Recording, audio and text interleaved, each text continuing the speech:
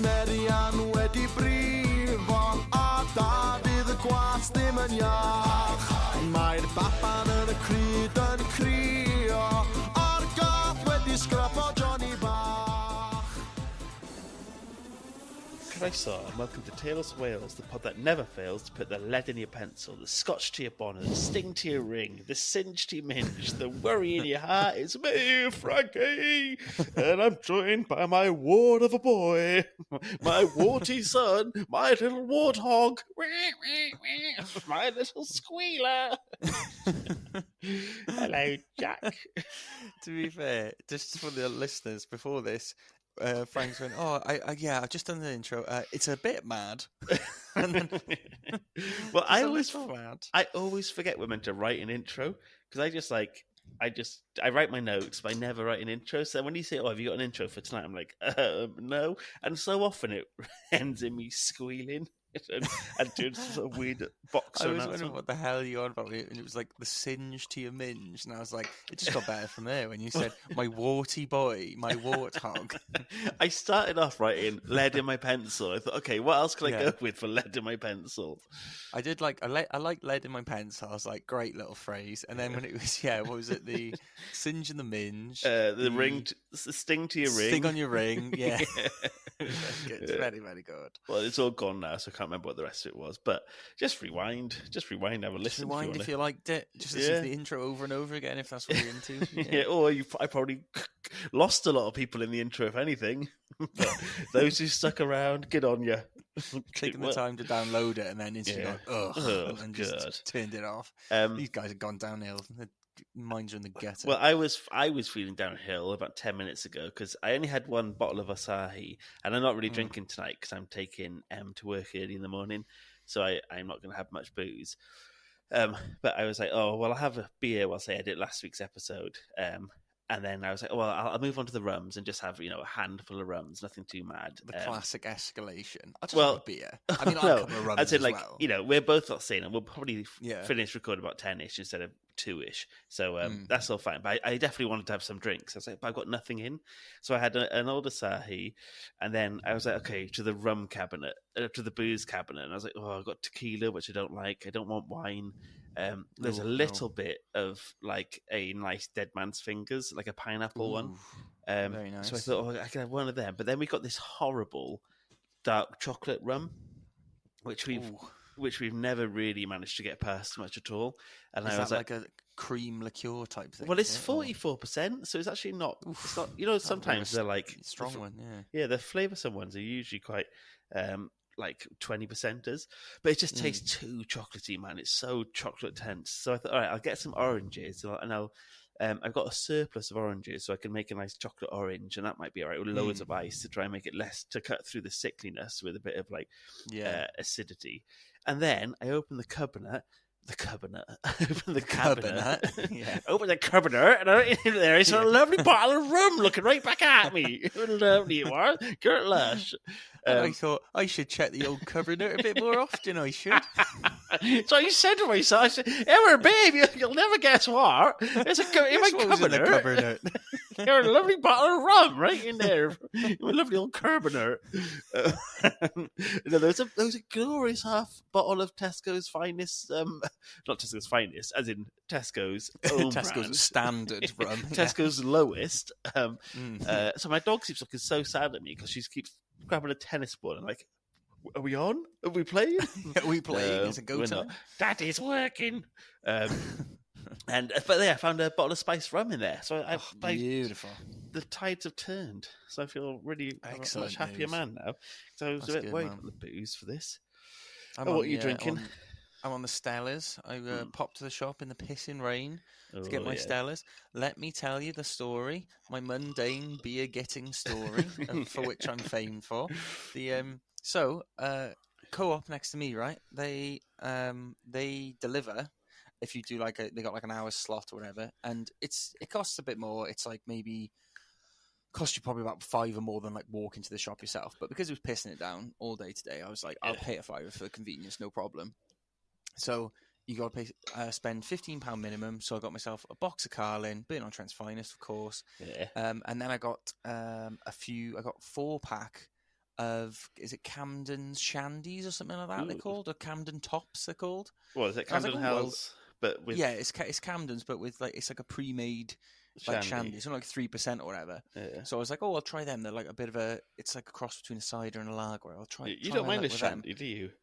I quite like a shandy these days. Yeah, I don't like them, especially if I'm suffering. I want like to ease myself in. But yeah, I thought, oh, that'll be nice.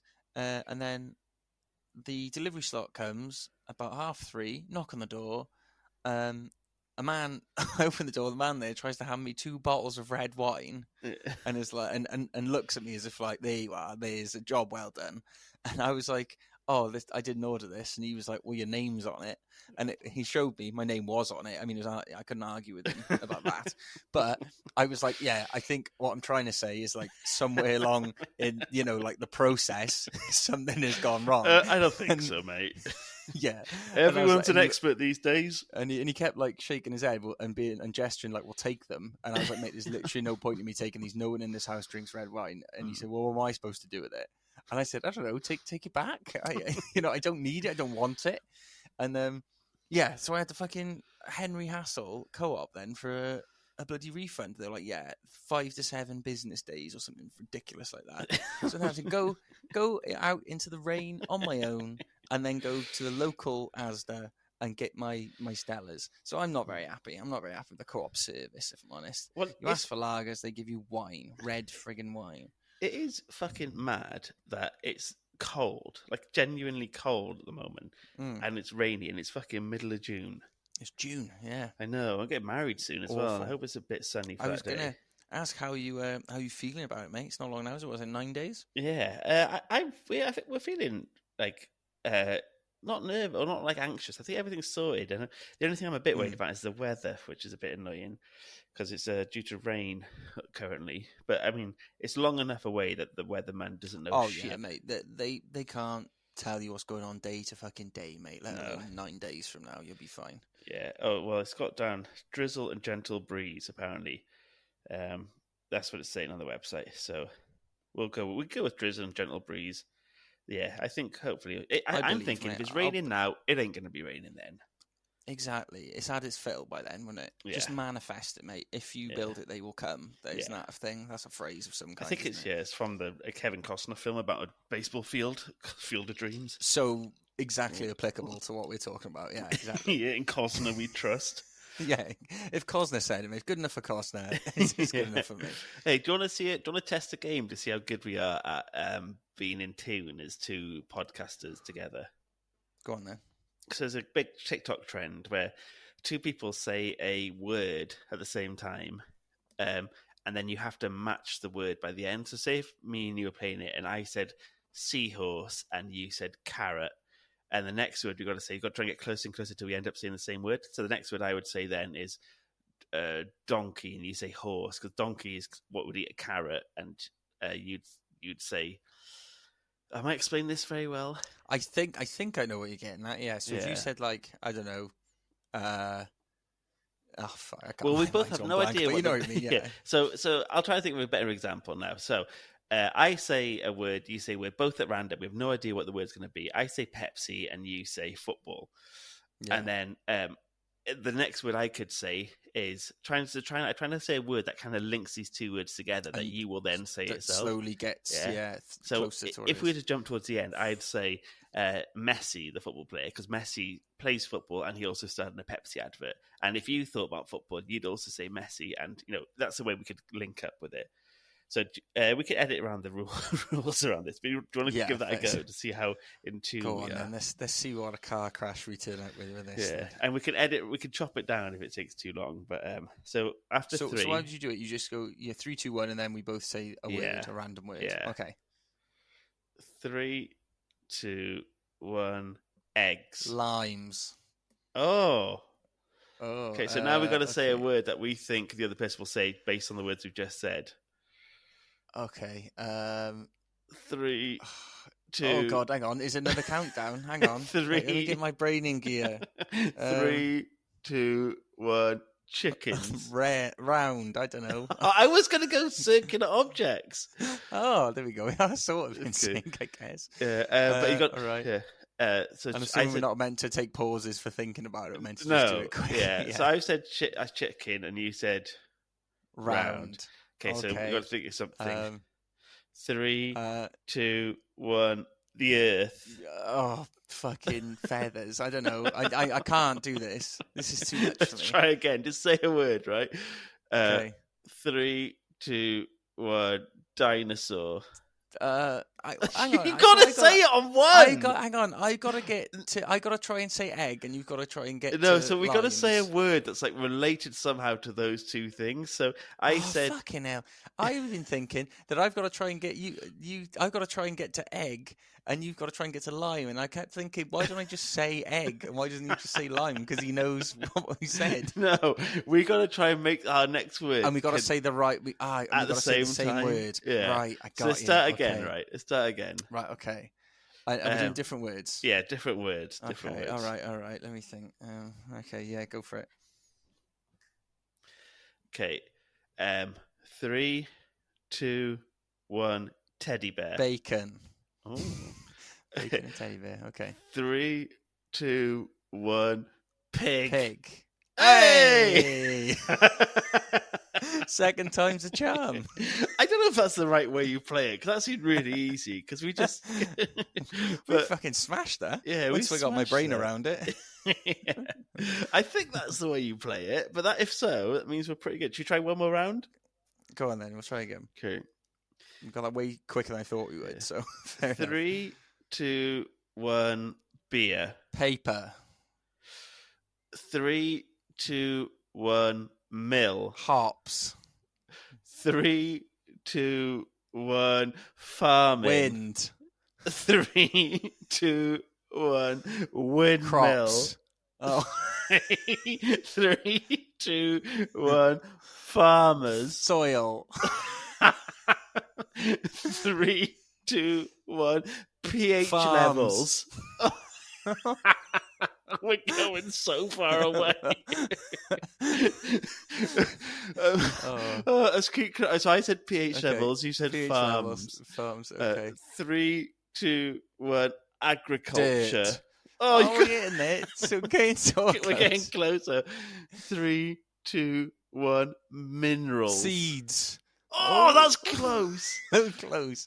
3, 2, 1. Growing. Plants. Oh, that's so close. 3, 2, 1. Food. Flowers. Oh. God damn it. 3, 2, 1. Petals. Potatoes. Oh! Okay.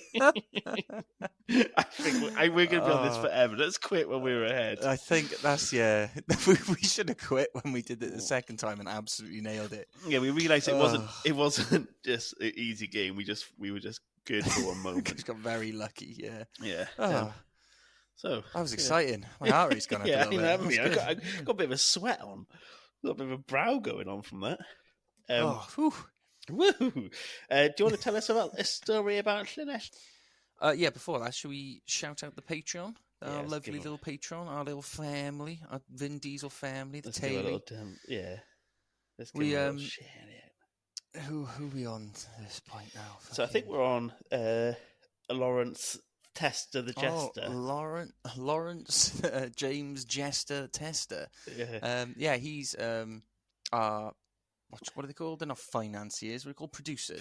He's our producer shout out for this episode. Old Cheers. Lawrence of Arabia himself. Lawrence of very good. That is very good. Lawrence of Arabia, yeah. He's our producer this episode. Cheers for being part of Taylor, Lawrence. Lawrence James Tester. Let me think of more funny rhymes for that. Let me think of a funny rhyme. Isn't that a funny rhyme? Lawrence tested his metal by joining part of the Taylor, and he passed with flying colours. Nice, Lawrence nice. Fishburne That's You not a just- rhyme, but that's you a should see my reference. That's face when I'm cool. so straining. Is that anything?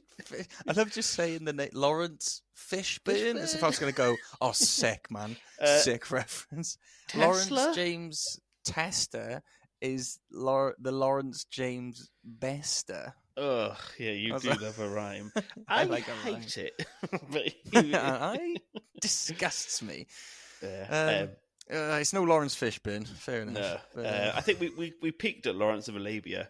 I think that's as good as we could get with that. that was very, very good, to be fair. So there you are. That one's for free, Lawrence. Well, cheers I'm for saying for free. You pay. I mean, you paid for it. members. Yeah, So for you free for paid everyone that. else, not for you. But yeah.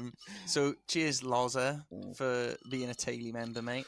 Appreciate it, fella. Ledge. Appreciate Top man. it. Legend. But yes, back to the topic at hand, which, if you've read the title, of course, you will know is the Llanelli Riots, which happened in 1911, and the brutal police suppression that led to said rioting. But first, let me set a scene. Let me paint a picture for you of what was going on at the time. So, the years between 1910 and 1914 are actually known by historians as the Great Unrest, sometimes called the Great Labour Unrest. And as the name suggests, these years were fraught with strikes and essentially like a mass rejection of working conditions from the working class. So this period often gets overlooked a bit because World War I kicked off in 1914, which was right at the end of this Great Unrest, this sort of striking period throughout UK. So as you can imagine, that World War I overshadows a lot because it was quite a biggie, historians say, quite a big Great one. war, some would say. Some would say it was a great war. The war to end all wars, they used to call it, didn't they? Yeah, idiots. Bloody idiots. But, as I said, the working class at this time, they were pretty fed up.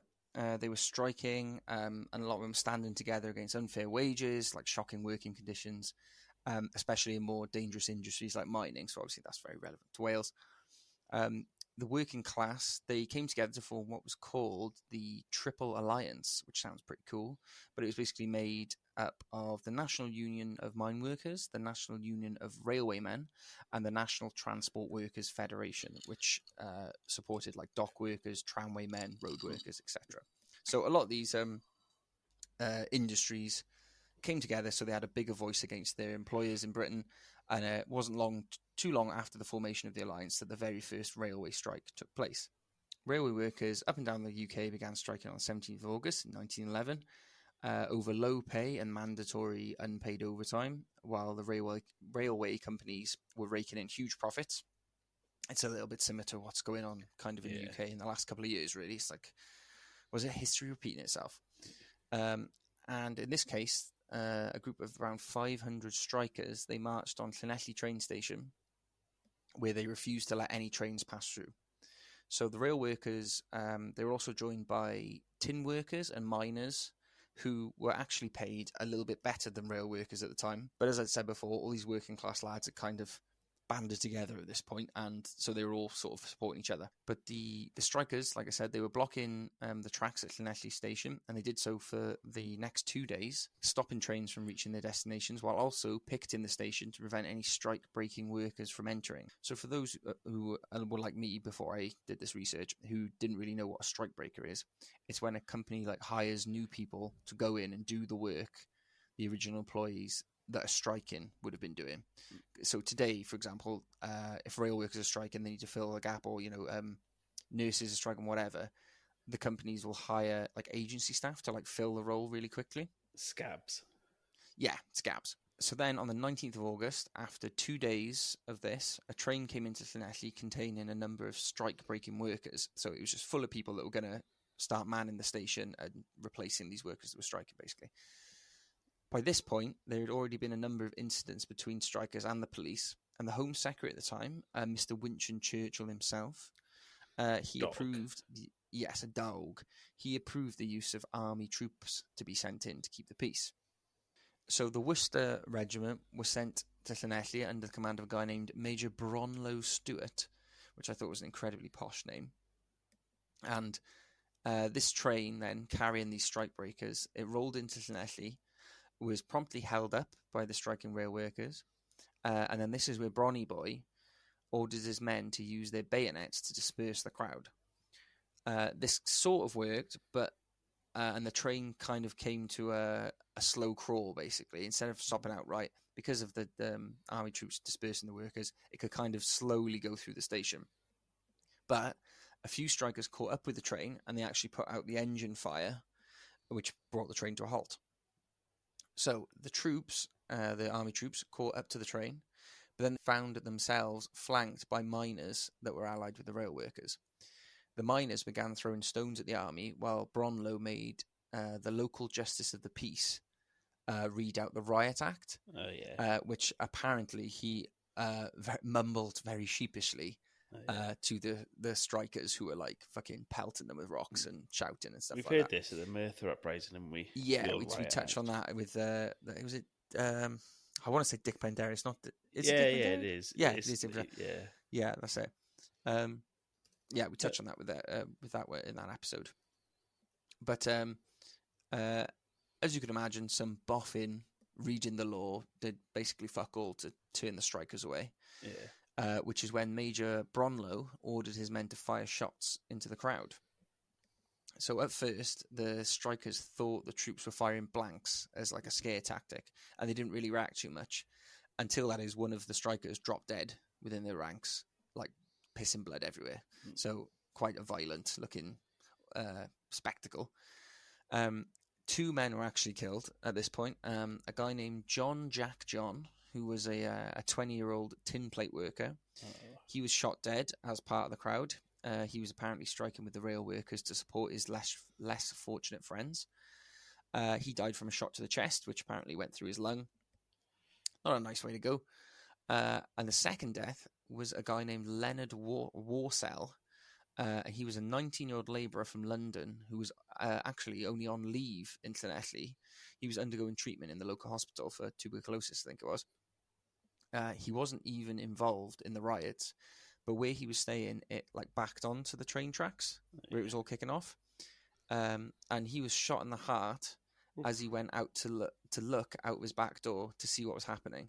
Apparently, he was mid-shave when he stopped to go and see what was going on. And then, opened his back door, poked his head out to see what all the hullabaloo was about, and he got shot in the fucking heart. So that's some absolute stinking luck on that boy's behalf. You know, like, minding your business. Yeah. Poor fella, if he just kept his beak out. I know. His biggest, like, maybe if you kept your beak out, mate, you wouldn't I mean, clearly, shot, Churchill sending in soldiers against his own countrymen. Well, not his own countrymen, his own, whatever the United Kingdom is, a part of the kingdom that the United Kingdom's part of, is despicable. Like sending the army into so heavy-handed. Yeah, so heavy-handed. Which is why so many Welsh people detest him, to sending in the army against their own people. I know. Like English people, they cannot get their tongue out of Churchill's arse a lot of the time, but. Yeah, sometimes you say things that are so visceral, so disgusting. I hate it so much. It's just so... We're just like a couple of guys having a couple of beers. Keeping his tongue out of Churchill's ass. I pictured like a really long tongue going into his like big fat hairy ass. Just fucking, it's too much, man. Like, it's my Welsh heritage. I'm a vivid storyteller, like the Celts that came before. The Druid of old. Yeah, well, that's what the Celts around the campfire always used to say. Oh, could only get their tongues out of the Romans' asses. But yeah, no, I think Wales does have overall a different kind of view on Churchill. That he gets very gets put on a pedestal. Well, yeah, I mean, England, if you look at his stuff, he's a massive racist. He's actually quite the bastard. Yeah, he's really pro concentration camps, pro a huge amount of racist rhetoric, and awful to the Irish, awful to black people, awful to like gays. Just a really and he was an awful peacetime leader. He's a pig. He's a really, and he's been absolutely rose tinted for people who admire. Oh yeah, him. Did you watch the tiny bit of research? The biopic with Gary Oldman did. No, I can't stomach that bullshit. I can't watch The Crown. I can't watch any of that it's stuff. Very like, it's very. It doesn't show any of the bad stuff. You know, I'd almost respect it if it showed what like most people are multifaceted and they're not all good or all bad. You know, they're very shades of grey. But it didn't show any of the fucking bad stuff on it. Like all populists, like Farage, like Trump, great orator, and well, I say charismatic and say great orator. He fucking mumbled a lot, but if you ever listen to the, but he could capture a crowd. You can't deny that the speeches are very captivating. But but there's also our granddads, our family who won the war, not some fucking fat. Oh yeah, I can't stand it when you hear that. It's people like Piers Morgan and his ilk going, Churchill won the war with rhetoric alone. It's like, no, that's not what fucking happened, is it? He didn't. Jesus, Nazis weren't beat because fucking. Fair point there, actually. That's a very good point, yeah. Churchill said, "We'll beat them on the landing grounds." And they went, quick das my ist boots. nicht so gut. Nein. Nein, ich habe einen Familiennamen. Wann hörst du Geburtstag? Ich bin Rolli. Sehr gut, ja. Tschüss. And if people listening don't get those references, I cannot remember what episode it was, but in school in German, we used to watch Ich bin Rita and Ich bin Rolli. So just Google them. Google it.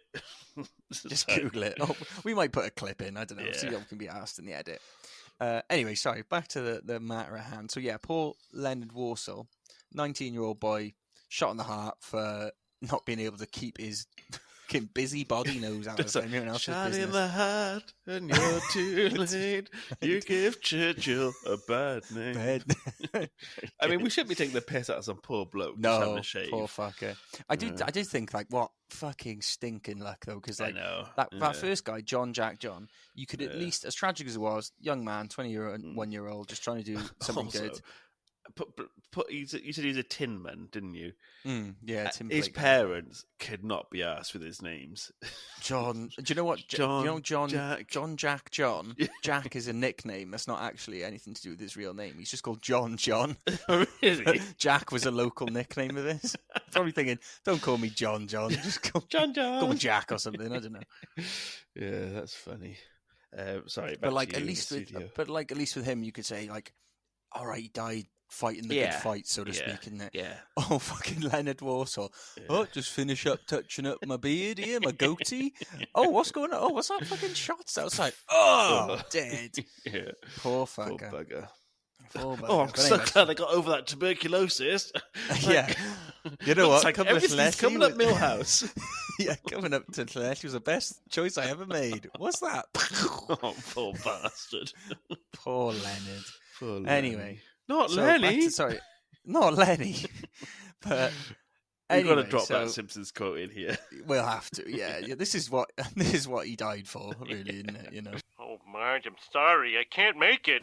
The cooling tank just blew and they're taking Lenny to the hospital. Oh, no, not Lenny. Not Lenny. Yeah, so I'm going to have to work late instead of seeing you and the kids, which is what I really want. Okay, sure.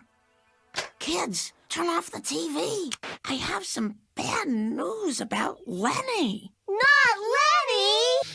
Yeah, he would have been buzzing that we were talking about him on this pod with such reverence. So anyway, so the worst part of this actually is not the fact that these two young lads died. The fact was that the negotiations between the rail companies and the unions had actually already been concluded in the union's favour. So they'd actually secured a pay rise for all their work, the rail workers, and better conditions. But the word just hadn't reached Llanelli yet. So they were marching after it was all kind of done and won anyway, which is that just is another layer of sadness. Yeah. That guy really did have bad luck, didn't he? Oh, Jesus awful Christ. luck. Yeah, it only gets, it's just worse and worse. And he won the lottery that morning. Bad luck. Yeah, and then in his back pocket they found a lottery ticket and he won the Euro Millions.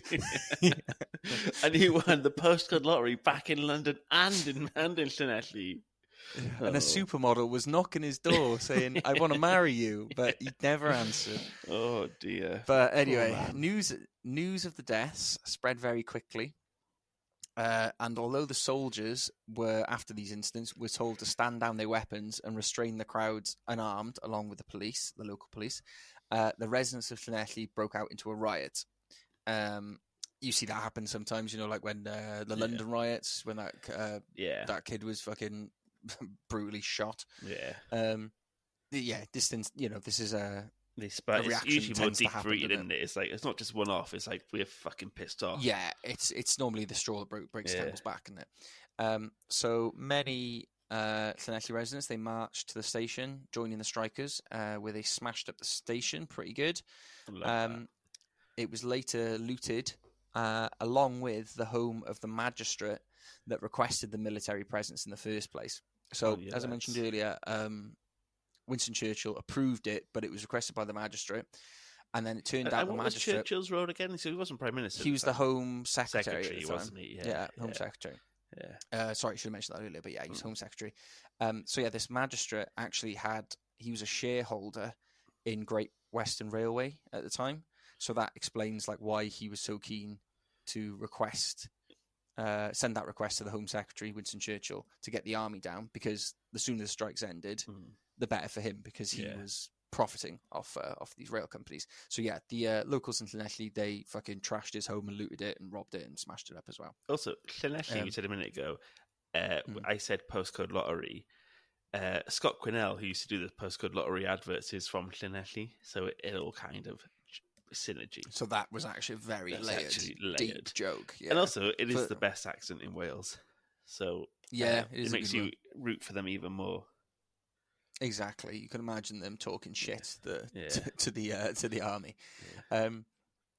So this escalated even more then. So they looted and smashed up this magistrate's house and the Llanelli station. It escalated a bit more then. One of the rioters even strapped some dynamite to a train and set it off. To himself. I thought, wow, no. preempted a lot of our yeah, modern day fears. Yeah.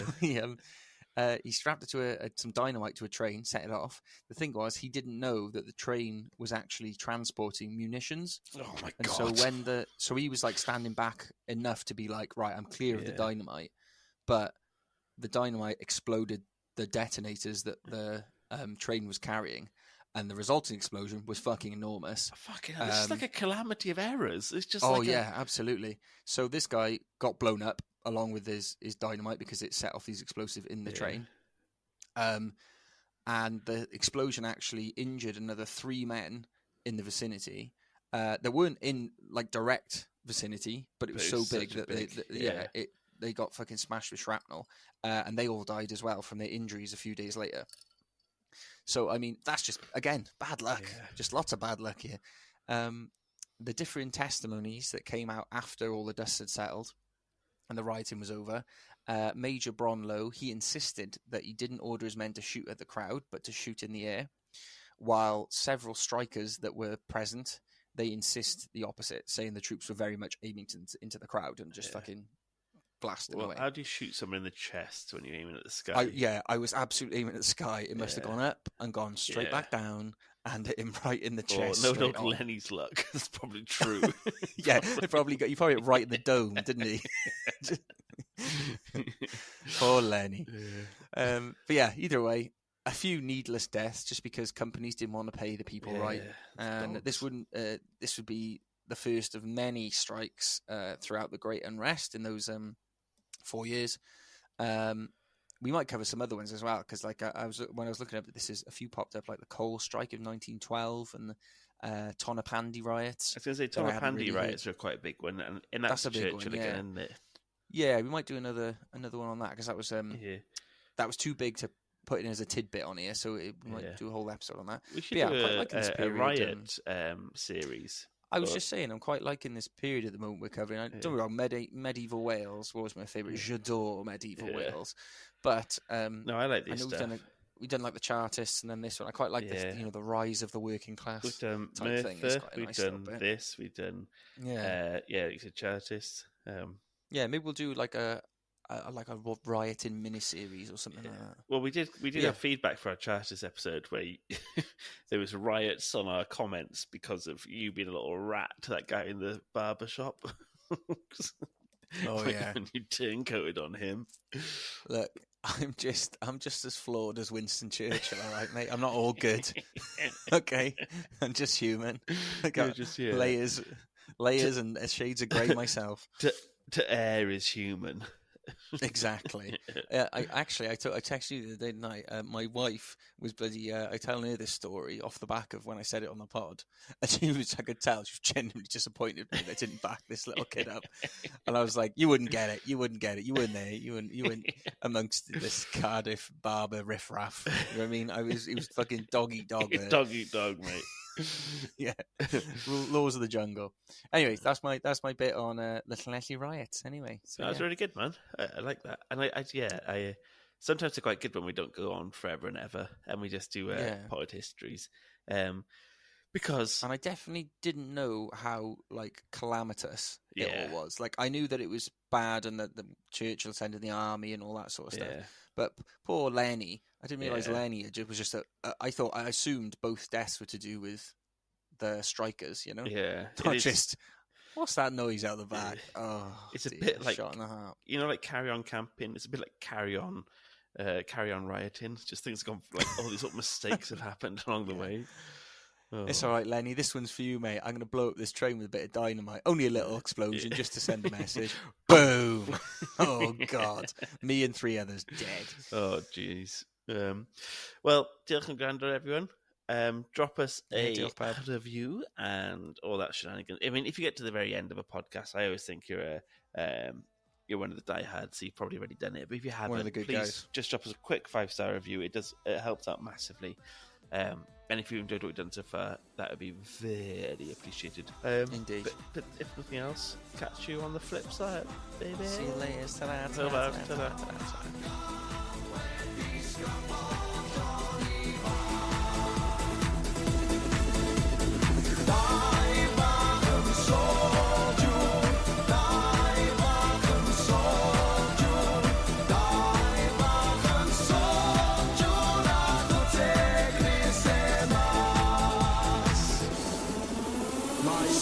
Merian wedi brifo a Dafydd y Gwas ddim yn iach. Mae'r baban yn y cryf